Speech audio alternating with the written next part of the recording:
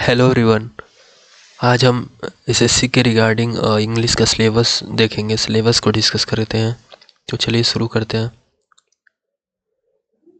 तो बेसिकली हमने इंग्लिश की अगर बात करूं मैं, तो इंग्लिश में बेसिकली हम लोग 3 सेक्शंस को पढ़ते हैं।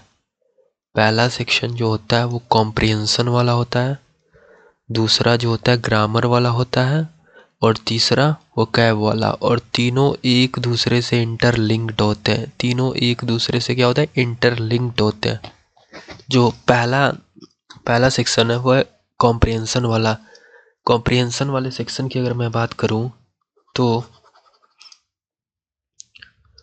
जो पहला पॉइंट है हम लोग का वो है, जो सबसे पहले मतलब है वो पैसेज आता है।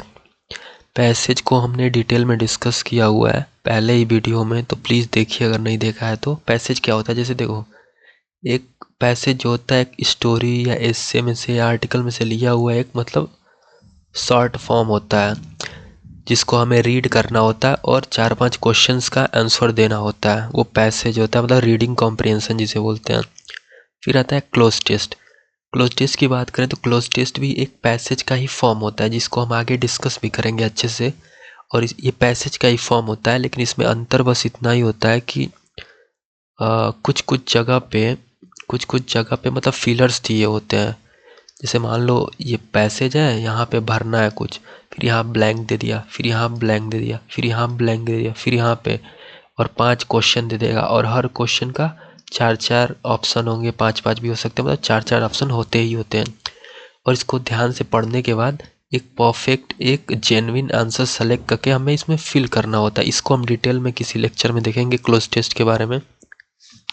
फिर था पैराजम्बल। पैराजम्बल में क्या होता है, PQRS जिसे बोलते हैं। इसमें देखो, एक मतलब 4-5 सेंटेंस दिया होता है। ये कई टाइप से इसको सॉल्व किया जाता है, कई टाइप्स के क्वेश्चन बन सकते हैं। मतलब बेसिक क्वेश्चन की मैं बात करूँ अगर, तो PQRS जो होगा इस फॉर्म में दिया रहेगा। जैसे पहला स्टेटमेंट होगा, पहला सेंटेंस P होगा मान लो, दूसरा Q होगा, तीसरा R होगा मान लो, और नेक्स्ट S होगा, PQRS। और एक मिनट भाई,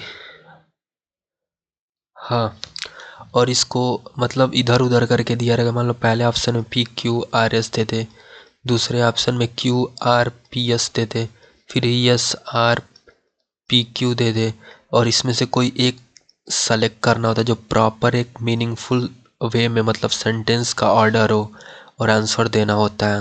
और एक टाइप होता है मतलब S1 और S6 पहले से ही फिक्स होते हैं, यानी स्टेटमेंट 1 और स्टेटमेंट 6 जो होते हैं वो पहले से ही फिक्स होते हैं। इनके बीच का मतलब एक मीनिंगफुल ऑर्डर हमें प्रोड्यूस करना होता है, जो कि एक परफेक्ट ऑर्डर को फॉलो करे। फिर बात करें मतलब कॉम्प्रिहेंशन वाले सेक्शन में तो बस इतना ही है, मतलब इतना ही सेक्शन है। फिर आता है, हमने comprehension, reading comprehension, cloze test और पैरा जंबल देख लिया। फिर आता है ग्रामर वाला सेक्शन। अगर ग्रामर वाले सेक्शन में बात करें, मतलब इसमें बस हमने कुछ ही चैप्टर को इंक्लूड किया हुआ है, बाकी भी इंपॉर्टेंट चैप्टर जैसे देखो, पार्ट ऑफ स्पीच हो गया, आर्टिकल हो गया, प्रीपोजिशन हो गया, जो बहुत ही इंपॉर्टेंट टॉपिक है, इससे क्वेश्चन आता ही आता है। सब्जेक्ट वर्ब एग्रीमेंट हो गया, ये भी इंपॉर्टेंट टॉपिक है। टेंस हो गया, टेंस के बाद ये आता है एक्टिव, पैसिव और डायरेक्ट। ये रिसेंट में एडिक्विटी पैटर्न पे बहुत ही ज़्यादा और लेंदी भी पूछा जा रहा है, लेंदी भी पूछा जा रहा है ये एक्टिव, पैसिव और डायरेक्ट, इनडायरेक्ट। फिर ग्रामर पढ़ने के बाद हमें क्या सॉल्व करना होता है, एक टाइप का क्वेश्चन होता है एरर स्पॉटिंग। एरर स्पॉटिंग क्या होता है, मतलब एक सेंटेंस दे देगा लंबा सा, और बीच में कहीं गलत होगा, और गलत नहीं भी हो सकता है, नो एरर का भी ऑप्शन आता है, नो एरर का भी ऑप्शन आता है। और हमें ढूंढना रहेगा कौन सा मतलब सेंटेंस गलत है, उसके लिए मतलब सॉरी, कौन सा मतलब फ्रेज गलत है, वहाँ पे कौन सा वर्ड गलत है। कोई आर्टिकल में भी एरर हो सकता है, सब्जेक्ट वर्ब एग्रीमेंट में भी एरर होता है, टेंस में भी एरर हो सकता है। मतलब ये तभी हो पाएगा जब आप ग्रामर अच्छे से पढ़ेंगे तो, मतलब ग्रामर पे डिपेंड करता है एरर स्पॉटिंग। फिर आता है सेंटेंस इम्प्रूवमेंट। सेंटेंस इम्प्रूवमेंट में सेम एक सिमिलर सेंटेंस दे देगा, और नीचे किसी एक पर्टिकुलर फ्रेज को अंडरलाइन कर देगा, और पूछ देगा कि मतलब इसको मतलब इम्प्रूवमेंट करके क्या आएगा। और एक ऑप्शन होता है नो इम्प्रूवमेंट का, मतलब कोई इम्प्रूवमेंट होता है जो है वो सही है, और बाकी में कुछ चेंज कर देगा, इसमें भी कुछ चेंज कर देगा, उसमें भी कुछ चेंज कर देगा। तो ये हो गया। फिर आगे बढ़ते हैं। नेक्स्ट सेक्शन जो होता है हमारा, नेक्स्ट सेक्शन है वोकैब वाला सेक्शन। वोकैब में सबसे पहले सेक्शन जो होता है सिनोनिम यानी सिमिलर वर्ड। मतलब एक वर्ड दे देगा, जैसे मान लो कोई जैसे इरर दे दिया, मान लो इरर ही दे दिया। अब इसके 4 ऑप्शन दे देगा, 4 ऑप्शन कोई एक मतलब सिमिलर होगा इससे रिलेटेड, और बाकी तीनों अलग होंगे, और चूज करना रहेगा सिमिलर वर्ड साइन हो। फिर एंटोनिम आता है, मतलब अपोजिट वर्ड। इरर का मान लो दे दिया, इसका कोई अपोजिट दे दिया, उसको choose. One word substitution, word substitution में क्या होता है, जैसे मान लो बिब्लियोफाइल है, बिब्लियोफाइल है। बिब्लियोफाइल क्या होता है, जो पुस्तक प्रेमी होता है। तो एक दे देगा, एक पर्सन है, मतलब जो बुक से प्रेम करता है उसे क्या बोलते हैं, मतलब सेंटेंस दे देगा, उसको वन वर्ड में तुमको आंसर देना रहेगा। फिर इडियम्स और फ्रेज हो जाएगा, जैसे हार्ड नॉट टू क्रैक हो गया। ये सब इडियम्स मतलब एक दे देगा और 4 ऑप्शन दे देगा। फिर होमोनिम्स और होमोफोन्स दे देगा। होमोनिम्स यानी होमोनिम्स जो होते हैं ऐसे वर्ड्स होते हैं जिनका मतलब साउंड सेम होता है और स्पेलिंग भी सेम होती है, लेकिन जो मीनिंग होता है उनका अलग अलग होता है। जैसे देखो, जैसे मान लो अगर मैं बैंक लिखूं, तो बैंक का 2 मीनिंग हो सकता है। पहला मीनिंग फाइनेंशियल इंस्टीट्यूट, जिसमें लोग पैसा जमा करते हैं, लेन देन का कार्य करते हैं। दूसरा जो होता है नदी के किनारे वाला जो हिस्सा होता है उसे भी बैंक बोलते हैं। At the bank of river उसे बोलते हैं, प्रीपोजिशन के साथ एट लगता है वहाँ पे।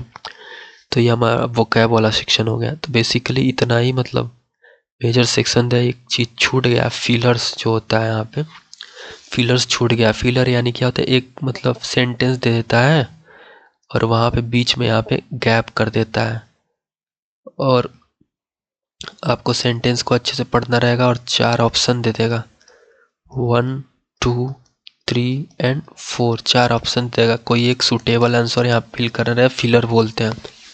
तो बेसिकली इंग्लिश का इतना ही सिलेबस था। रिसेंट में अगर पूछे जाने वाला इंपॉर्टेंट टॉपिक की बात करूँ मैं, तो ये खूब ज़्यादा पूछा जा रहा है। होमोनिम्स और होमोफोन्स बहुत ही ज़्यादा पूछा जा रहा है। उसके बाद से इडियम्स जो है वो ट्रिकी आ रहे हैं, इडियम्स और फ्रेजेस।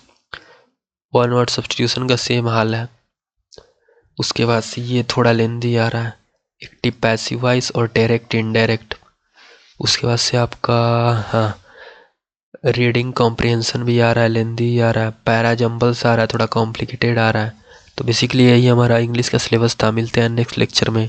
नेक्स्ट लेक्चर में हमने जहाँ से छोड़ा था वो कैप का सेट नंबर 5 वहाँ से शुरू करेंगे। So thank you.